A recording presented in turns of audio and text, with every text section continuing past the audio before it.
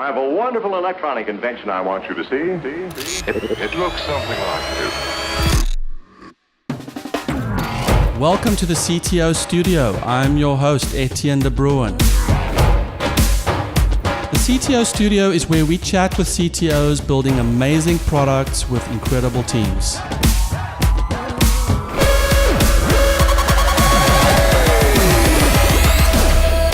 Have you chatted with a CTO lately? Aaron Longwell?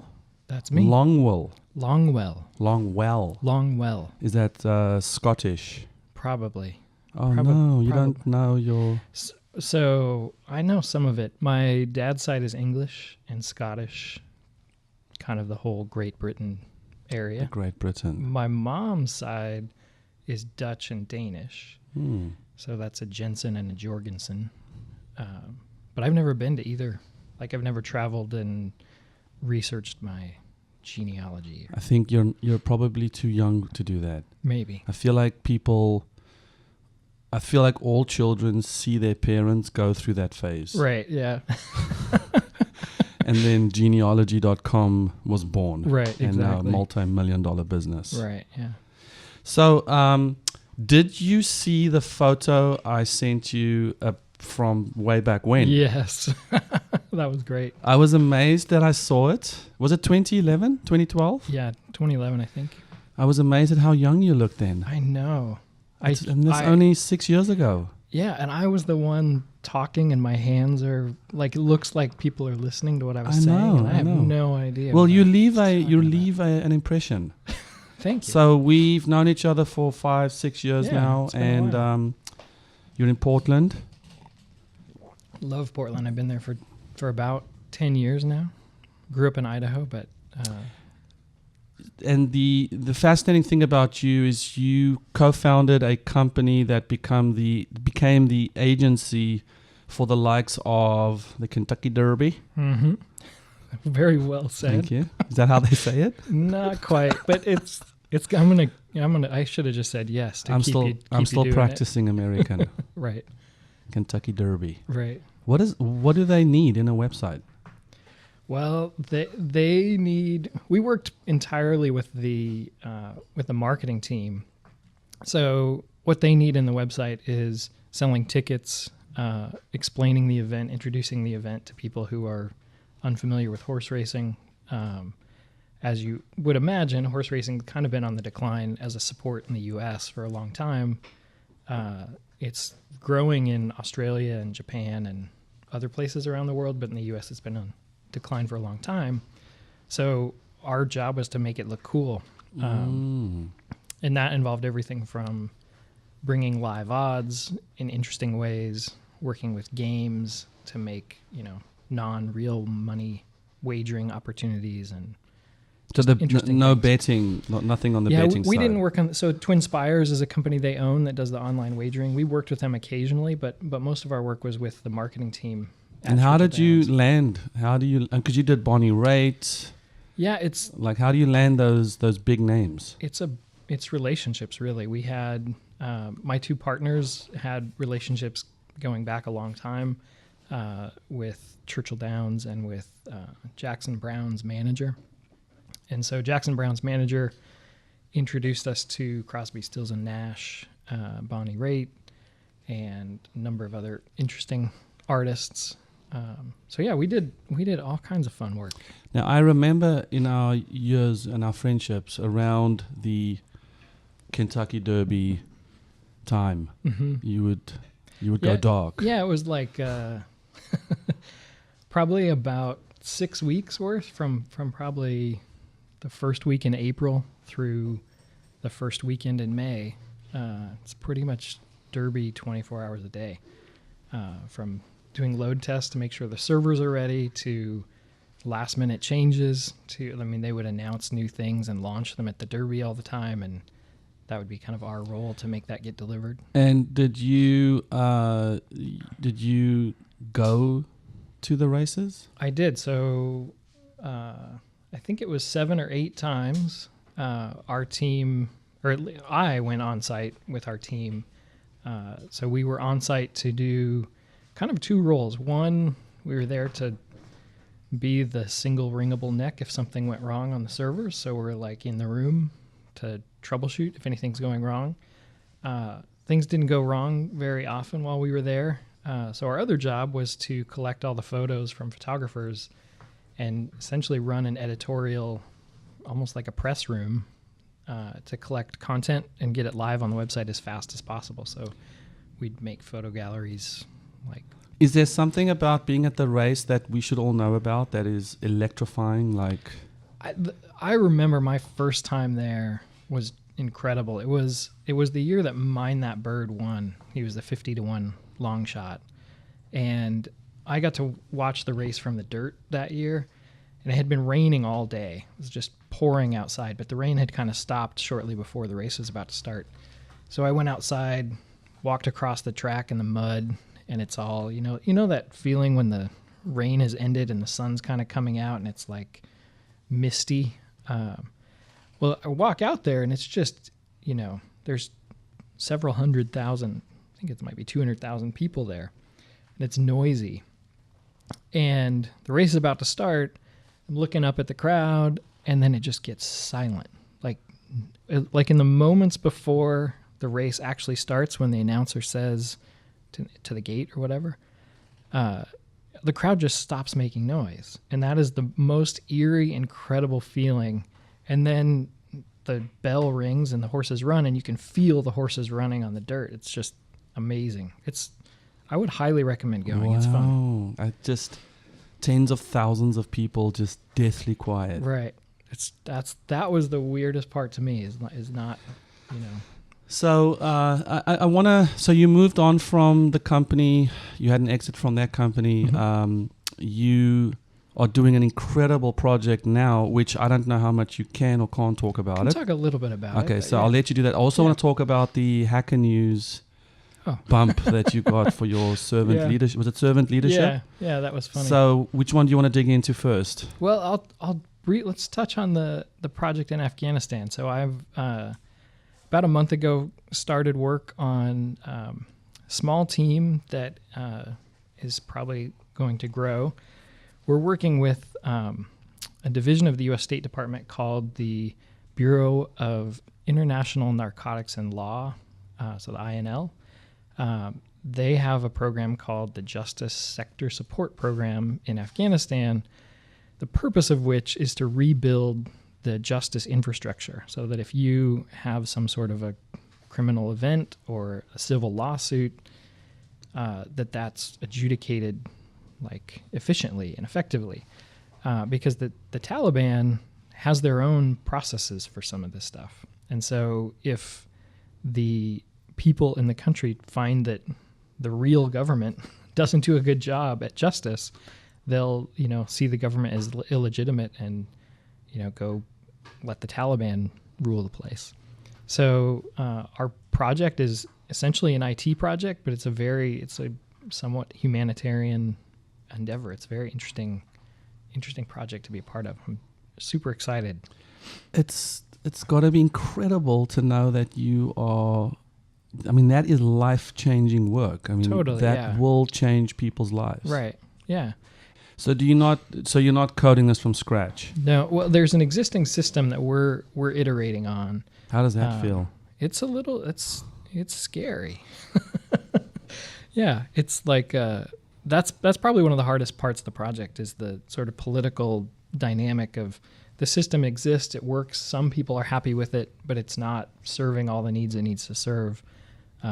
So we need to come in and make it better. So how many people are actively using the system? I'm thinking, is it clerks? Is it lawyers? It's prosecutors? It's prison like wardens.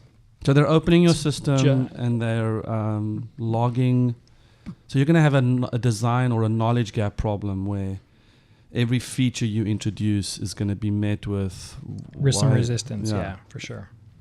And there's language barrier issues. There's two different dominant languages in Afghanistan, neither of which are English.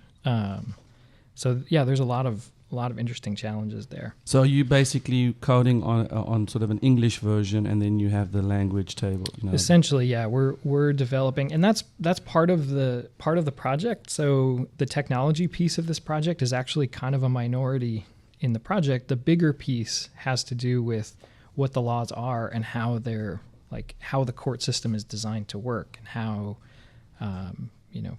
how a judge's docket is managed, and how you avoid corruption, and making sure that somebody's brother doesn't get the other brother's judge, and things like that. So there's a lot of pieces to the puzzle. So it's at least going to take a couple of years to make this new version. That's amazing.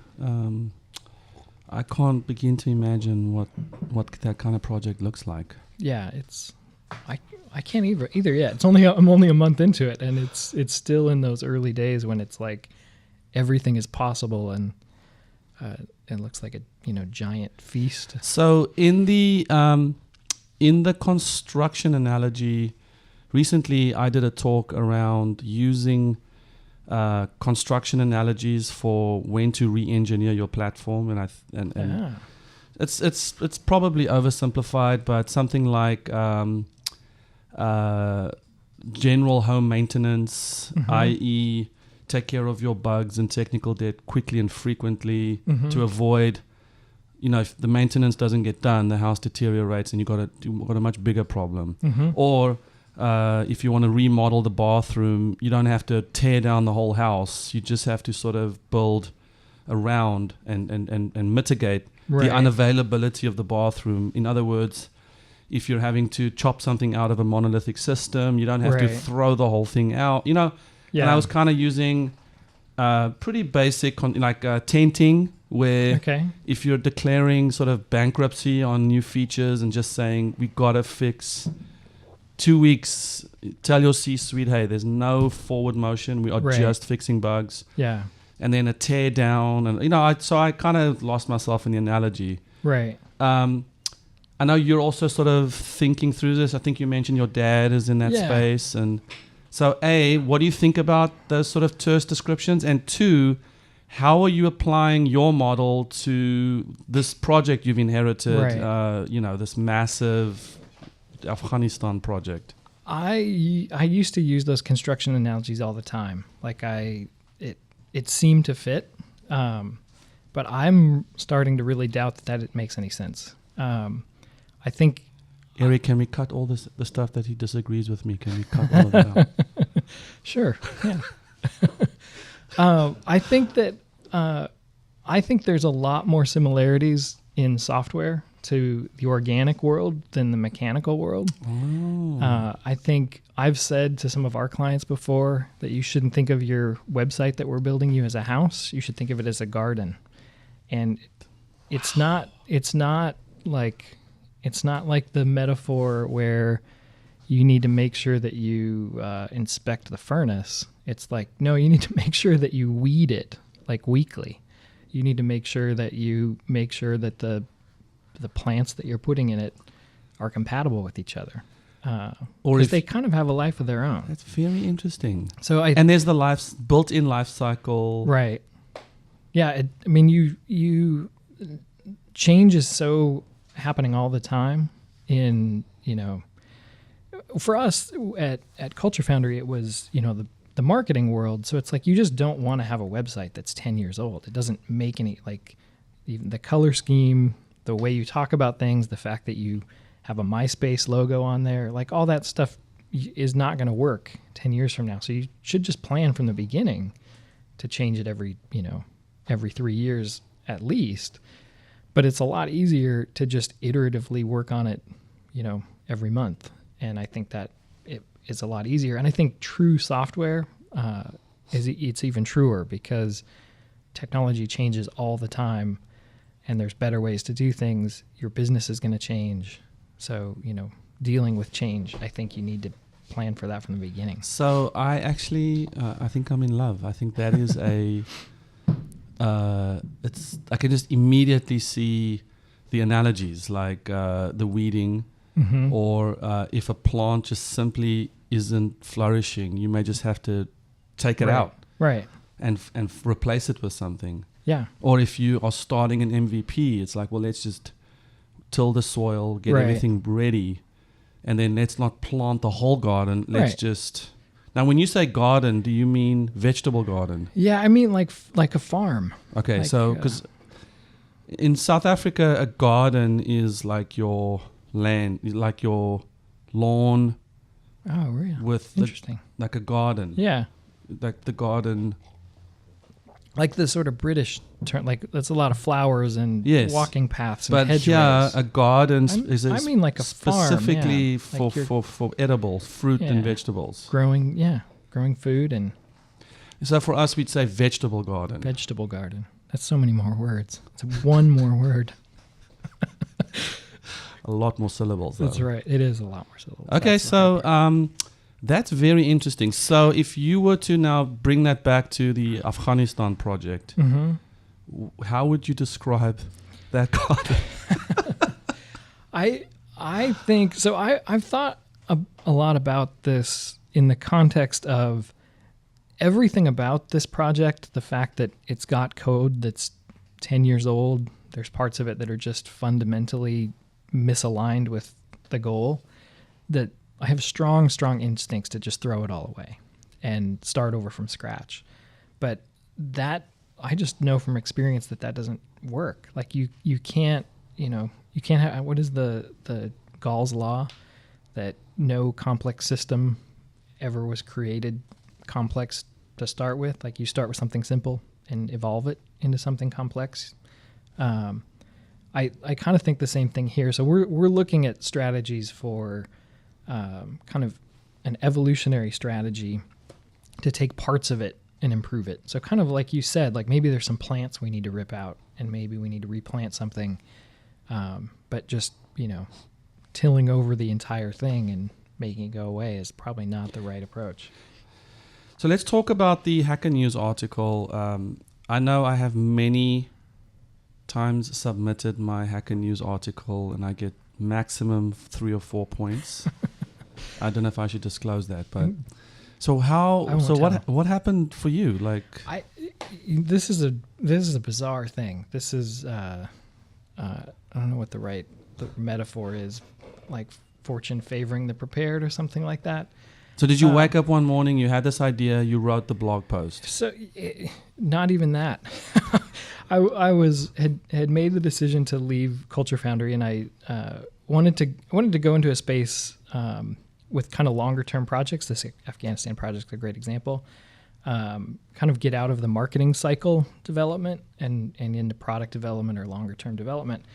And I looked at my blog and I was like, the stuff that's on there is so old and there's not much there. I gotta put something out there so that when recruiters come and talk to me, that they'll have something to talk about from my blog. So I sat down and I was like, well, let me think about what I want to write about. And I just kind of, had a brain dump of sorts, just put some thoughts out there. And that was back in April, May.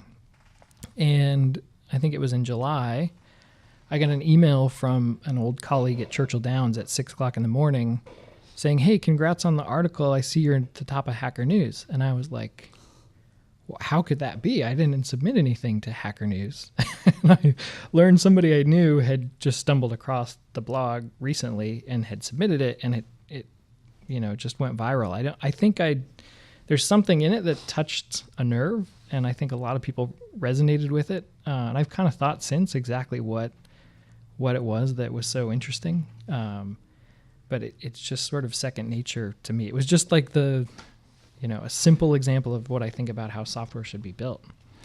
So I want to talk about that quickly, but I guess the key is if you're submitting your own story, maybe that's not probably not the best way to do it. Yeah.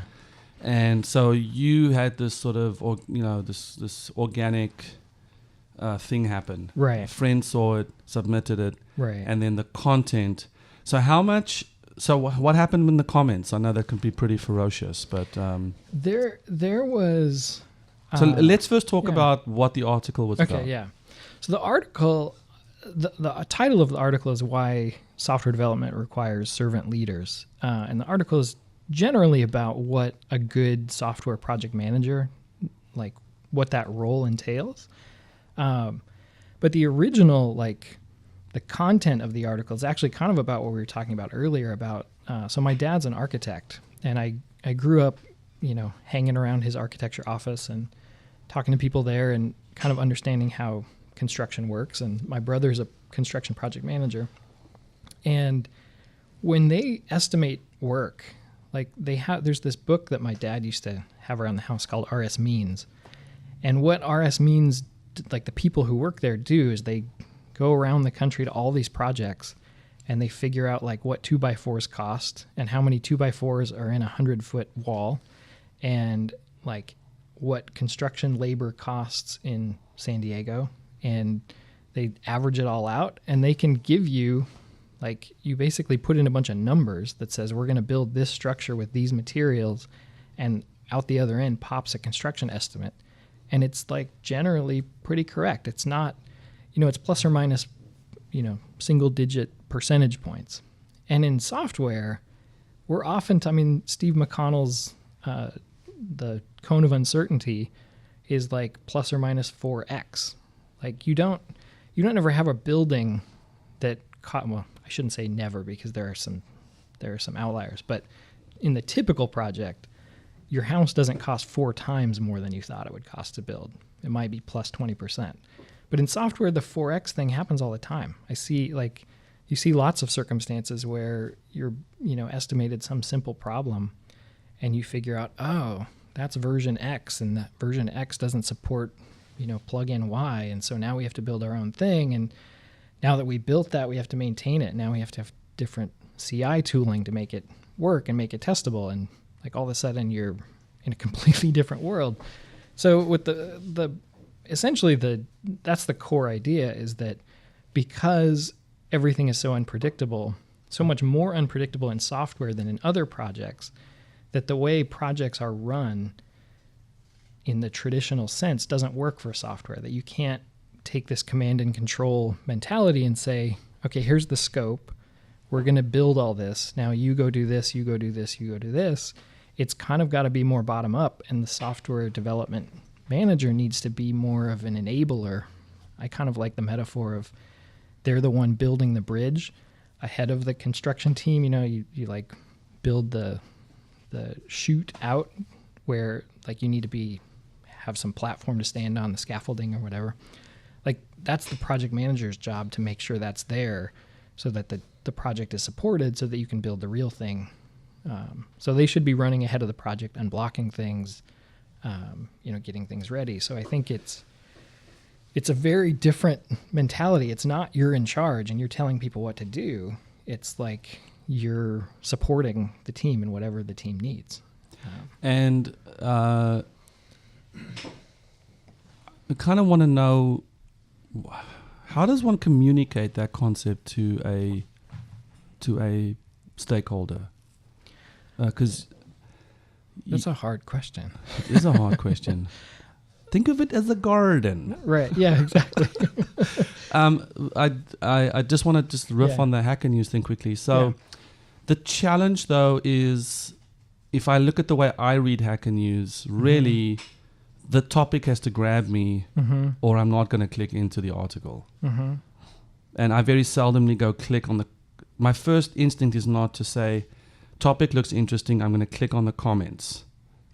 Right. Which really you should do. The comments are probably where a lot of the good I wonder how many people is. actually never read the articles and just go straight to the comments. Yeah, probably a lot. There's definitely some comments I read of people that disagreed with, like the comments were like, oh no, this is all wrong, blah, blah, blah. And then the comment would be just the point of the article. So like something about the title and the content mismatched. So they commented on what they assumed the title would mean. Yes. Because servant leadership is a bit of a... It's a bit of a term. Yeah. Right. So how did you feel watching people sort of maybe flame some of your ideas? Did you feel the need to jump? Have you jumped in and explained yourself? No, I didn't at all. And it was partly because man, it's so funny that you're over there hoping for a Hacker News viral moment. I didn't even have Google Analytics on my blog. Like I have no clue how many visits the site got. Oh, I was going to ask you. Any of that. I have no clue. It's a Hugo blog running on Netlify. So like I didn't have any server issues. It's all static content and, you know, didn't have like a server blowing up somewhere or something. But I kind of stayed out of the comments because I actually, when I saw the comments coming through, they were overwhelmingly like positive. Like people were like, "Oh wow, this is how I think." And I think after I've thought about a little bit of why that post went viral, I think all I did is put into a fairly condensed package things that everybody knows are true. That like everybody just sort of was like, "Yeah, this is obvious," but you said it in a particular way, and I shared it with my team. And so I've had a couple requests. There's a Russian translation now and there's a Portuguese translation now. People have reached out and said, "Hey, I want to put this on my post of resources for my team, and so let me translate this." And I think that's it. It's just I managed to summarize something. I love it.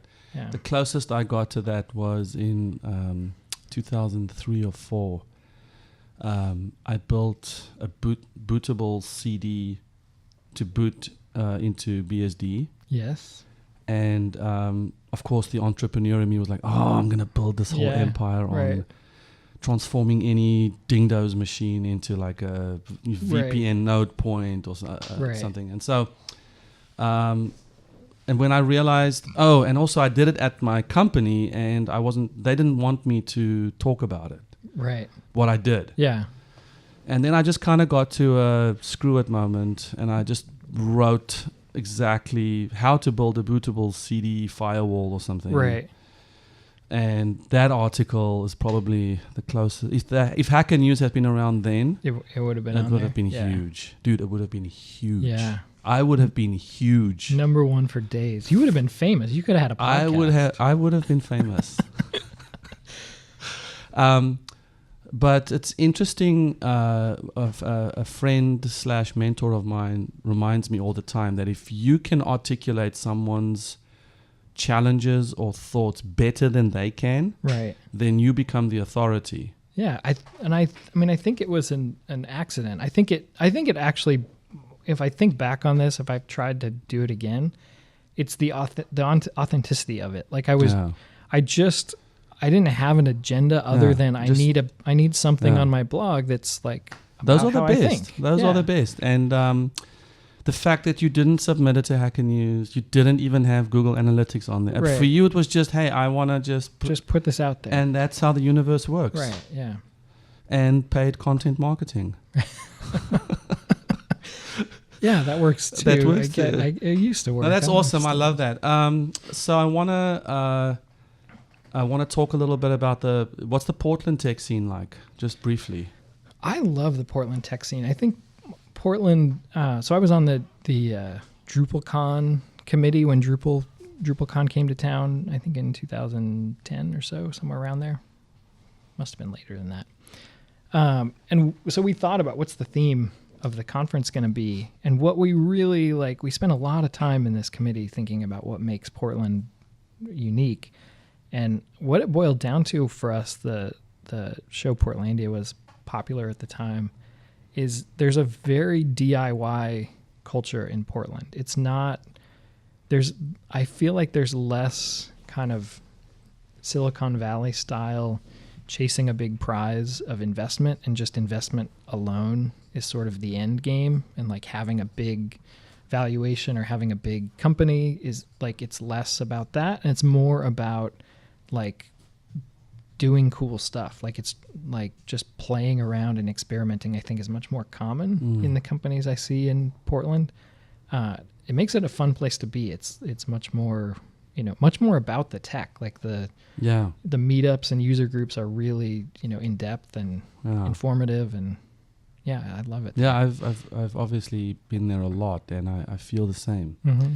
I feel like people are building things because, hey, I just want to build it. I want to build it. Yeah. I want to talk to you about the conversation we had when I was there last around. I was having some real trouble scoping. I hadn't written proposals in a long time, and I was trying to do some scoping, and I was getting all kinds of pushback on rates and estimates, and it was just, I remember now why I don't do this. Yeah. And you mentioned a book that kind of, I think you said it was very near and dear to your heart. Yeah. And the one thing I remember you just said offhand, which as a consultant or as a contractor, you don't want to add more than 10% value. Yeah, so the book you're talking about is Gerald Weinberg's The Secrets of Consulting, which I'm not sure how I get introduced to it, but my career in software basically started in sort of a consulting role. And I read that book at one point when I had some, difficult to work with clients and things like that. And the book starts with 2 or 3 rules that are like essentially, mocking the client, but in a way that's like so infused with the truth that it's like, no, to actually help people, you need to understand the dynamics at play and to understand that. So I think the first rule has something to do with, like, if a business has decided that they need to hire you, they need to have a consultant do their work, they have admitted to themselves that means they can't do it. Which means they can't do their own job. So they're already in this, sort of negative cognitive dissonance space about hiring you. So if you come in and say, yeah, we're going to make it 8 times better, that's very hard to admit. They're not open to that. They're not open to it. But if you can make it 10% better, like, that makes the bottom line look better, and that's enough. If you actually make it 2 times, like, that's the second corollary of this. If you happen to make a 2x improvement, make sure it only looks like a 10% improvement. Just make it look good. Just not too good. It is a fascinating dynamic. Yeah. Is there anything else you can? Anything else? Well, the other one actually that sticks out to me, and I've thought a lot about. So Gerald Weinberg passed away, I think, in the last year, and I've been thinking more about that book and about his role and, like, my thinking, and the law of raspberry jam kind of applies. So the law of raspberry jam is that the farther you spread it, the thinner it gets. And he used the example, that's why he started writing books, is that he realized that, like, he could help people, one-on-one at a certain level, but, like, the wider you spread yourself, the thinner your advice gets.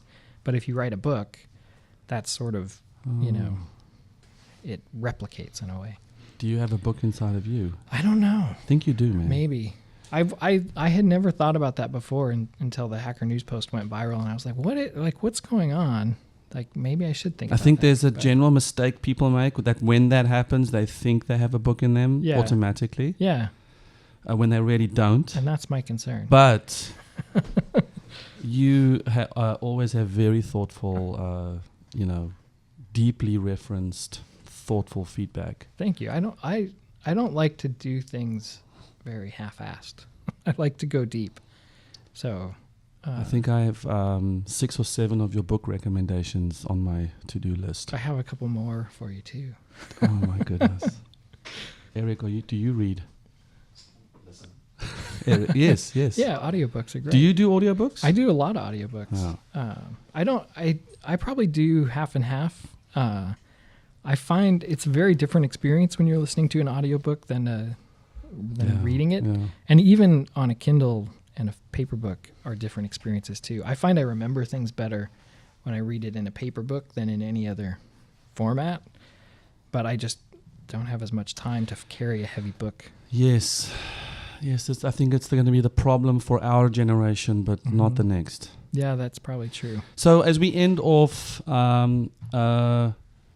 a framework that Aaron Longwell sort of lives by or has applied, or some knowledge you can drop on us that you felt has worked for you and can help for other CTOs? So tomorrow I'm going to be giving a talk on... Well, by the time this is... It won't be tomorrow. Your talk was amazing, by the way. Thank you. You're at the conference? Yeah, it changed the world. That standing ovation was ridiculous. That was incredible. Yeah. But let's pretend like it's the day before. Let's pretend like it's the day before. So the topic is about adaptation and adaptability. And so this book recommendation I have for you is to read Adapt by Tim Harford. He's an economist from London. The book is about, the subtitle is something like Why Success Always Starts with Failure. And the book is about how evolution works and how it could work kind of translated to a business context. And the advice he kind of ends the book with is something I've been trying to take into this Afghanistan project and take into my life, which is he calls the Palchinsky Principles.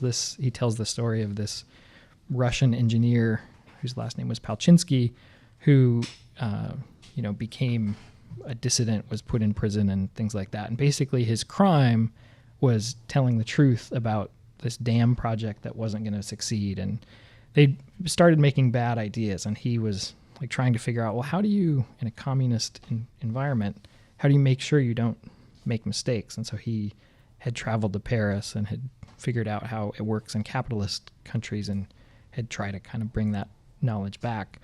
And his summary is like 3 simple things, which is to try new things, to make failure survivable, and to make sure you know when you failed. So make sure you have good feedback processes. Make sure you don't take risks that are so big that if you fail, it's over.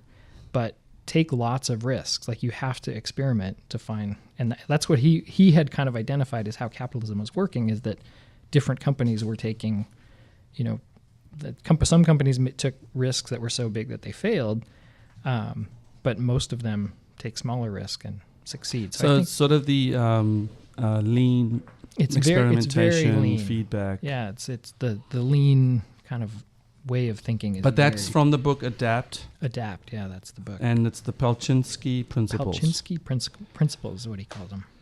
Well, you've had my tea. I have. This was great. Thank you. We've had some time together. Eric is showing me the wrap it up sign. Wrap it up, man. International get out of here. Anything else you want to talk about briefly?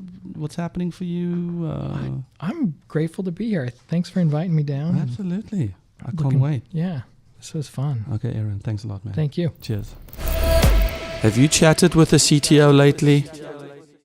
Hi, thank you for listening to the CTO Studio. If you don't mind, take a quick second and please rate and review the show. It helps us a lot. Go to the ctostudio.com for more information on what we're doing at 7 CTOs. We also have a video or 2 for you that could be a helpful resource for you as you're managing your company. So thank you for listening.